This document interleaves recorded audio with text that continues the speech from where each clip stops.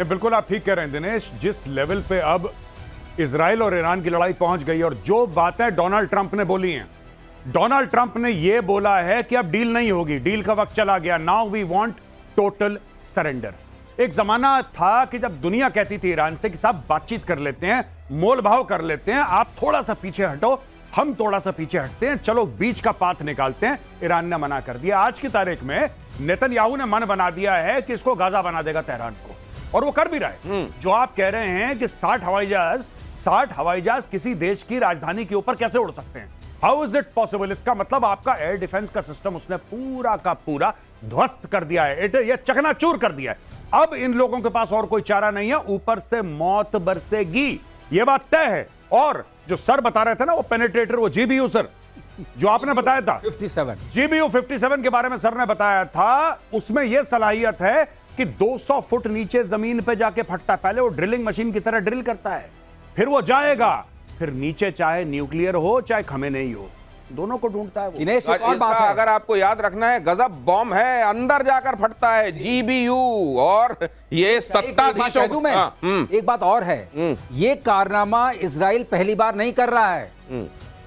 इसने ऑप ओपरा के नाम से बगदाद में 1981 में ऐसे ही F-16 जाके मारा था, उनका जो न्यूक्लियर प्लांट था। उसके बाद 2006 या 7 में सर ये सीरिया में मारा था। सर इतिहास आपसे जानेंगे, आज तो ये वर्तमान में बता दीजिए कि इनका बाबर 373 और S-300 कहीं कुछ तो करते दिखाई देना चाहिए। कैसे करेगा? उन्होंने तो सारे मार दिए, आप सुन नहीं रहे? 100 से ज्यादा लॉन्चर्स मार दिए। ये कह रहे हैं कि अक्टूबर में ही पिछले साल निपटा दिया था 2024 में। ये बात सही है कि अभी अभी इनको ढेर किया है ये ड्रोन से? कुछ तब ढेर किए थे, कुछ नीचे तो सेना है। ओ नीचे जो उनकी जो मोसाद की यूनिट्स भी चल रही है साथ साथ। तो मतलब इनके आसमान में अभी ये चाहें तो ये परिंदे को भी नहीं मार सकते। मैंने आपको बताया उसका वर्चस्व ये है कि आप रिफ्यूलिंग कर रहे हैं। ये तो मतलब ये तो कंपनी बाग में टहलने जैसा हो गया कि आराम से गए और टहलते हुए आप चाय पी रहे हैं। ये वो वाली बात है। अगर एयर टू एयर मतलब एयर में अगर रिफ्यूलिंग हो रही है तो आप ये समझ लीजिए कि कितने निश्चिंत हैं वो फाइटर जेट से ऊपर रिफ्यूल कर रहे हैं। ईरान के पश्चिमी बॉर्डर से फौज पीछे हटी। अगली खबर देखिए, इजराइल के लगातार हमलों से डरी ईरानी फौज, पश्चिमी बॉर्डर छोड़कर मध्य ईरान की तरफ भागी फौज। लेकिन इस्फहान तक भी अगर हमले हो रहे हैं तो फिर ये कहां तक भागेंगे? मुझको लगता है अगर वहां तक इजराइल की पहुंच है तो वो इतना भाग के भी कहां जाओगे? देखिए, जहां भागने का उनका मन था, जिस देश ने इनको वादा करा था कि 80 भी मुसलमान थे, तो मुसलमान उसने अपना बॉर्डर बंद कर दिया भाई। हाँ, बॉर्डर बंद कर दिया उसने बॉर्डर बंद कर दिया। और वो कह रहा है कि जबानी तुम्हें कुछ भी चाहिए, अगर तुम्हें ट्विटर पे, इंस्टाग्राम पे, फेसबुक पे कोई भी मदद चाहिए तो तुम बताओ। इंस्टाग्राम पे जो मदद चाहिए हम तुम्हारे साथ हैं, लेकिन जमीनी मदद हम तुम्हारी नहीं कर पाएंगे। इन लोगों ने अपना बॉर्डर कर दिया है बंद, सील पैक हो गया है ईरान और पाकिस्तान का बॉर्डर। अब बेचारे भाग के जाएंगे, कहां जाएंगे? ये मिडिल ईस्ट का नक्शा थोड़ा समझने की कोशिश करते हैं, खासतौर से ईरान। अब ये ईरान यहां दिखाई दे रहा है, ये इराक यहां दिखाई दे रहा है, और यहां पर ये इजराइल दिखाई दे रहा है, ये सीरिया के बाद। बिल्कुल, ये ऊपर टर्की है इस तरफ। ये ईरान में यहां पे जो हमले हो रहे हैं, मतलब ये क्या अब इस तरफ भाग रहे हैं और यहां पाकिस्तान से ये तवक्को है कि गेट खोल दो। ये देखिए, ये जो इलाका है, इस इलाके को कहते हैं सिस्तान बलोचिस्तान। अच्छा, ये सिस्तान बलोचिस्तान है, ये पाकिस्तान वाला बलोचिस्तान है, ठीक है, तो पाकिस्तान में है, और इधर भी अफगानिस्तान में।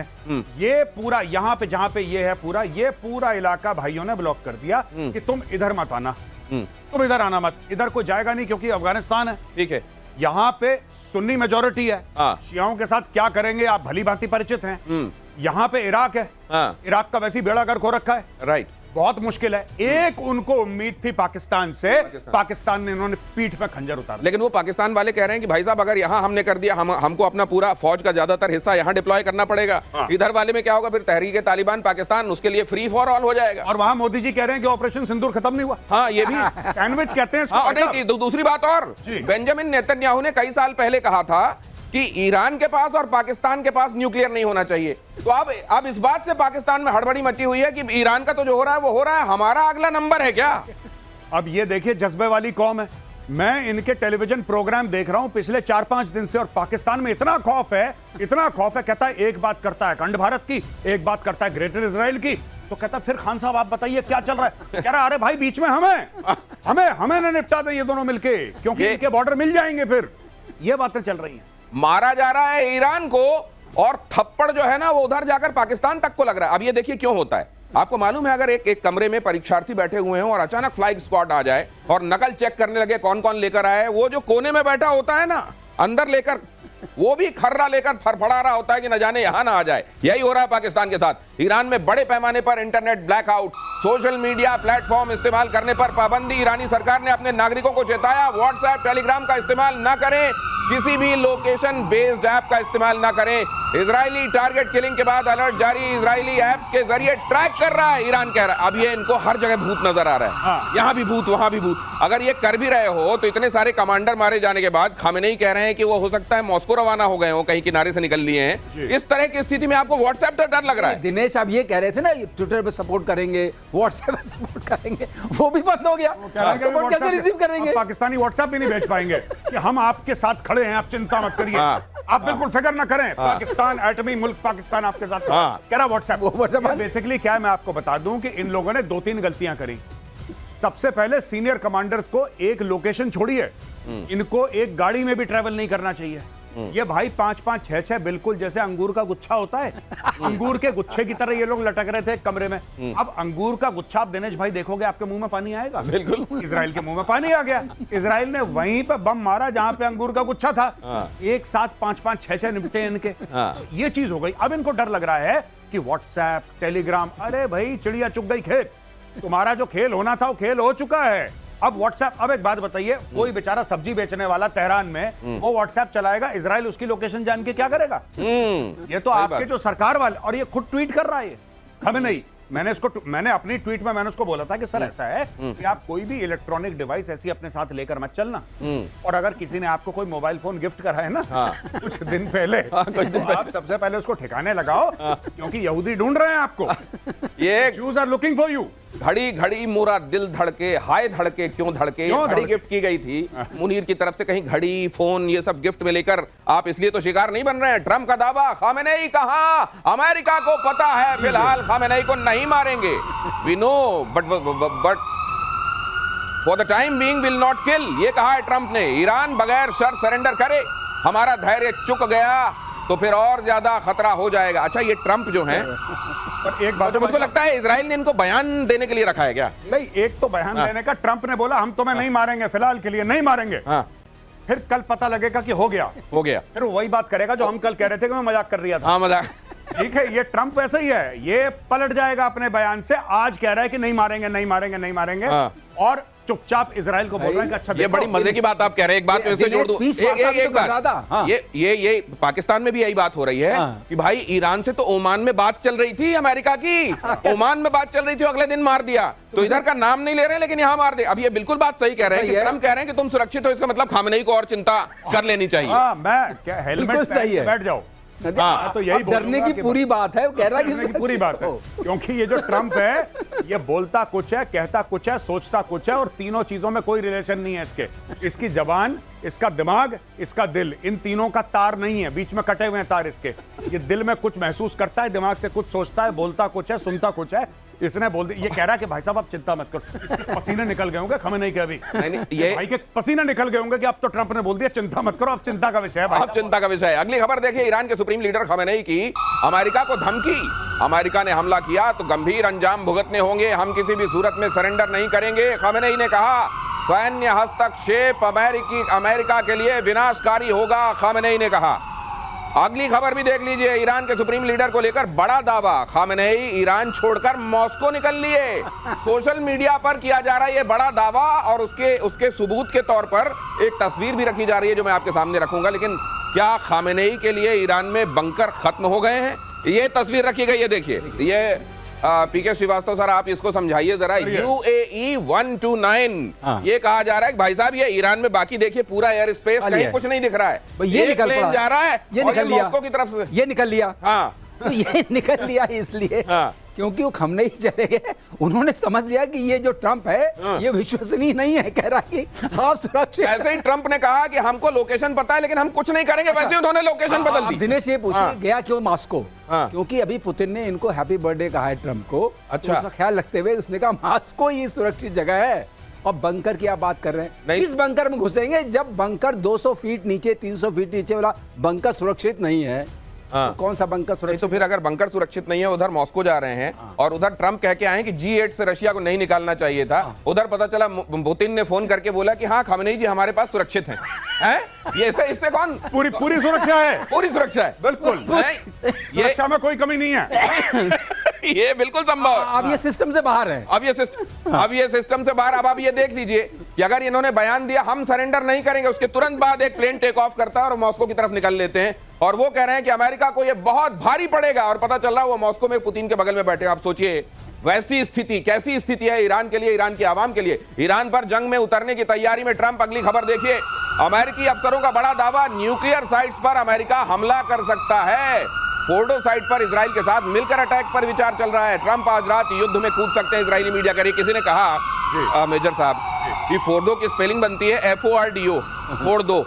अब ये फोड़ दो कह रहे हो, और फिर इजराइल की क्या गलती है? फिर इजराइल बोलेगा हमने तो वही सुना जो आपने बोला। ये B-52 इनके बॉम्बर्स हैं, डिगो गार्सिया में 6 के 6 पड़े हुए, 6 के 6, और उसमें वो GBU-57 उन्हीं में लोड रहता है। वो 2-4-1 में डाल के 6 के 6 उड़े। अच्छा, उनका जो रेडियस है पूरा फ्लाइंग का, यानी कि जितने वो जाके वापस आ सकते हैं, वो 11-12 हजार किलोमीटर अपना ट्रैवल कर सकते हैं विदाउट रिफ्यूलिंग। यानी कि यहां से अच्छा, दूसरी चीज वो स्टेल्थ है, दे आर स्टेल्थ। तो आप स्टेल्थ की वैसे जरूरत नहीं है इस वक्त। तेहरान का जो बेड़ा गर्क हो रखा है ईरान का, स्टेल्थ की कोई जरूरत नहीं है। आप एक बस को भेजेंगे, बस का भी नहीं उनको पता लग रहा, ये तो खैर स्टेल्थ है। तो वो जाएगा डिगो गार्सिया से और जाएगा और वहां पे पूरे बम गिरा के वापस आ सकता है with in a matter of few hours. और दिनेश, खास बात यह है कि अगर 200 फीट तक गया, एक के ऊपर दूसरा जा सकता है। हाँ, तो 200-400 हो गया फिर। हाँ, तो 400। तो ये बचने वाली जगह नहीं है, इसमें कोई शक नहीं है कि ये पता चल गया है ये जहाज उसी लिए है। हर चीज का एक इंडिकेशन होता है। नहीं तो बंकर भी सुरक्षित नहीं है और फोड़ दो हाई है। इसीलिए क्या खामेनेई साहब मॉस्को चले गए? अगर ये बात सच है तो हम इसकी जवाबदारी नहीं ले रहे हैं, ये दावा किया जा रहा है। इजराइल ने अमेरिका से मांगा बंकर बस्टर बम। ये लीजिए, कुछ दिनों में ये मांग और लेता है कि उनको पता चल जाए ये बंकर बस्टर बम मांगा जो ऑलरेडी पहुंच चुका है। हाँ, जो पहले ही इनके पास हो सकता है कि अच्छा भाई फिर से दे दो, क्योंकि ये मांगना, ये खबर बनना, ये लोगों तक पहुंचना, इसका भी महत्व है। ईरान के परमाणु सेंटर को नेस्त नाबूद करने का प्लान, GBU-57A/B, यही बता रहे थे। अभी देखिए, सबसे बड़ा नॉन एटॉमिक बॉम्ब पहले गड्ढा खोदता है और अंदर जाके फूटता है और 90-100 फीट गड्ढा खोद देता है एक बार में। क्या सरलीकरण है। क्या सरलीकरण है। अमेरिका ने अभी तक इस बॉम्ब को इजराइल को देने को लेकर कोई फैसला नहीं किया। अगर यह बॉम्ब इजराइल के हाथ पड़ गया तो इससे ईरान में तबाही मच सकती है। ऐसी भी आशंका है कि अगर इजराइल ने इस बॉम्ब से परमाणु प्रतिष्ठानों को निशाना बना दिया तो ईरान में न्यूक्लियर रेडिएशन फैल जाएगा, तेरा तुझको अर्पण हो जाएगा, जो आम लोगों के लिए घातक हो सकता है। अब ये जो बना के बैठे हुए हैं अपने घर में, ये गए और एक आध फोड़ फाड़ दिया इन्होंने और रेडिएशन लीक हो गया, तो फिर ईरान तो पीढ़ियों तक रहने लायक नहीं रहेगा। नहीं, बिल्कुल। लेकिन ये देखिए, मैं आपको बात बताता हूं सीरियसली कि ये कभी ना कभी तो इनको करना है। इसमें 100% कुछ नहीं होता दिनेश भाई, इसमें 100% कुछ भी नहीं है कि आप ऐसा करेंगे तो यही होगा। रेडिएशन लीक होगा। अगर वहां पे इतने सालों से न्यूक्लियर का काम चलता चला आ रहा है और आप ये GBU-57 मारेंगे उसके अंदर, तो कुछ ना कुछ तो फैलावा होगा, रायता तो फैलेगा। अब रायते को कंट्रोल करना है, आपको कंटेन करना है रायते को। अब वो बोरॉन से करो या जिससे करो, जो करो। नहीं, उसमें एक छोटी सी बात है। जी। अगर ऐसा मारा हुआ जो रायता फैलेगा तो वो उतना नहीं होगा, क्योंकि इसमें 3 तरह की रेज निकलती हैं। थोड़ा सीरियस मामला alpha, beta, gamma. Alpha, beta, gamma. ठीक है। तो अल्फा वाली तो ज्यादा कुछ तंग नहीं करती है, बीटा वाली स्किन के नीचे जाती है, बर्न करती है। जो गामा है सबसे खतरनाक है। तो गामा जब फ्यूजन या फिशन होगा अंदर वाला तब होता है। तो गामा का रेडिएशन इतना नहीं होगा। तो ये आईए को ये पता है कि रेडिएशन होगा। एक्सरे तो मेडिसिन वाला होता है, तो रेडिएशन होगा, लेकिन इतना खतरनाक नहीं होगा कि पूरे इलाके को कर दे। तो बोरान जो बताया गौरव ने, वो बोरान पड़ेगा तो अपने आप मामला। तो ये रायता फैलेगा तो उसमें बूंदी बोरान की होगी। अच्छा, इसमें एक और चीज मैं कह दूं, सर ने बोला, जब सर कह रहे थे ना कि इसमें 3 किस्म की रेज है, अल्फा, बीटा, गामा, मुझे लगा सर कहने वाले हैं 3 किस्म के रायते हैं। Alpha, beta, gamma. और यही बात है, ये है सरलीकरण। 3 किस्म के रायते हैं भाई। लेकिन फिर अगर वहां पे जाएंगे तो ईरान में एक हिस्सा ये भी है जो आपको पूछेगा, अच्छा गामा पहलवान की बात कर रहे हैं आप? अगली खबर देख लीजिए, इजराइल पर ताबड़तोड़ मिसाइल अटैक, तेल अवीव, हाइफा समेत कई सैन्य ठिकानों पर अटैक। इजराइल ने दिया हवाई हमलों का जवाब। इजराइल के एयर डिफेंस ने कई मिसाइलों को नाकाम किया।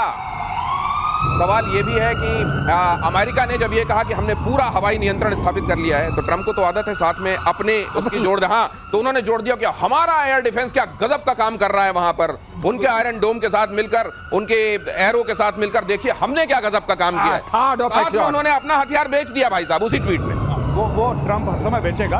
और ये जो आप देख रहे हैं टेलीविजन स्क्रीन पे जो तबाही है, आई थिंक ये इजराइल की इमेजेस हैं जी। या तो टेल अवीव हो या जेरूसलम हो, कोई और जगह हो इजराइल की। ये इजराइल ने फैसला करा है कि हमें एक बार नुकसान होगा और ये वो समय है जब वो हमें नुकसान होगा और भारी नुकसान होगा, और एक बार अपने इतिहास में पूरा ये हमें नुकसान दर्ज करवाना है। क्योंकि इसके बाद देखिए, आपने हमास खत्म कर दिया, आपने हिजबुल्लाह खत्म कर दिया, मैं इजराइल की बात कर रहा हूं। आप जिस दिन ईरान के इस शैतानी रजीम को, खमेनेई की शैतानी रजीम को आप खत्म कर देंगे, उसके बाद आपके लिए कोई भी खतरा नहीं है। Then you can live in peace, क्योंकि इजिप्ट के साथ इनका पीस है, जॉर्डन के साथ इनका पीस है, इनका सबके साथ पीस है। प्रॉब्लम सिर्फ इनके लिए ईरान है। अब ये पड़े, अच्छा ये फायर करेंगे वहां पे, बिल्डिंगें टूटेंगी, लोग मरेंगे, और ये सब इजराइल ने एक्सेप्ट कर लिया। ये एक्सेप्टेड इट। ये इतना एट्रिशन होगा, ये नुकसान हमको होगा, ये कॉस्ट बेनिफिट एनालिसिस पहले कर लिया गया है। उसके बाद ये देखिए दोनों तरफ, आप देखिए इजराइल ईरान वॉर में जो चल रहा है, दोनों तरफ तस्वीरें मैं आपको दिखा रहा हूं। इजराइल में निश्चित रूप से नुकसान वहां की, और सुनिए और देखिए ना तस्वीरों को।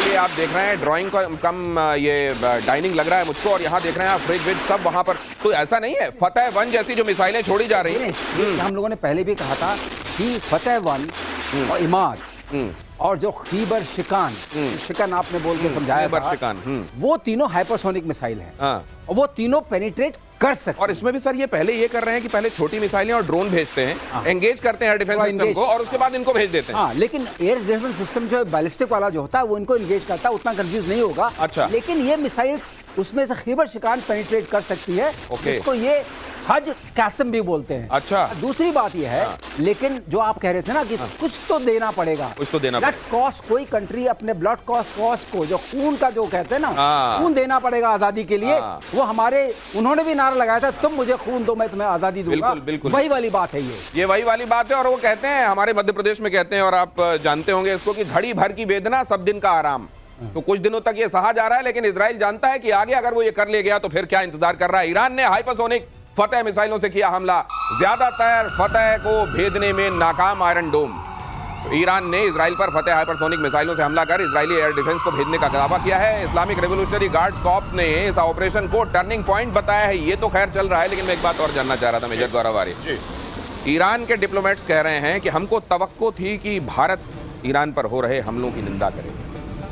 नहीं, अगर चलिए मैं कह रहा हूं कि हमने निंदा कर दी, हम स्टूडियो में बैठ के आज हम तीनों मिलकर निंदा कर, ठीक है, हमने निंदा कर दी, बहुत बुरा हुआ, तुम्हारे साथ नहीं होना चाहिए था। इजराइल बहुत अच्छे से होगा क्या इससे? जो GBU-57 है वो क्या हमने निंदा करी? ये इज निंदा ऑल्सो एयर डिफेंस है कि हमने यहां से निंदा करी, निंदा वाली हमारी मिसाइल गई, निंदा हमने कड़ी निंदा कर दी, ऐसी निंदा वाली हमारी मिसाइल गई और उसने GBU-57 को हवा में उड़ा दिया। क्या बच्चों वाली बात कर रहे हैं? इसमें निंदा विंदा से कुछ नहीं होने वाला भैया। ये जो तुम्हारे साथ हो रहा है ये तुम्हारे पाप हैं। तुमने हमास पैदा करा, तुमने हिजबुल्लाह को दूध पिलाया सांप को, और तुमने बोला कि जाओ इजरायलियों को काटो।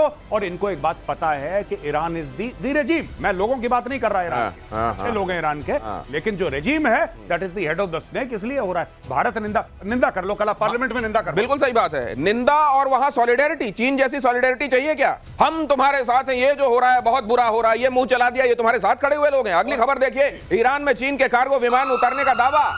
लगता है धीरे से उसने बताने की कोशिश की है कि सिर्फ मुंह नहीं चला रहे हैं, कुछ कर भी रहे हैं भाई। देखिए जरा, फ्लाइट रेडार 24 के डेटा से किया गया दावा, 14 जून को एक कार्गो विमान चीन से ईरान पहुंचा था। सर ये जरा देखिए, ये CLX 9877 ये यहां दिखा रहा है, और ये बताया गया है कि ये चीन की तरफ से चुपचाप निकला था कहीं और जाने के लिए, और चुपके से तेहरान में उतर लिया।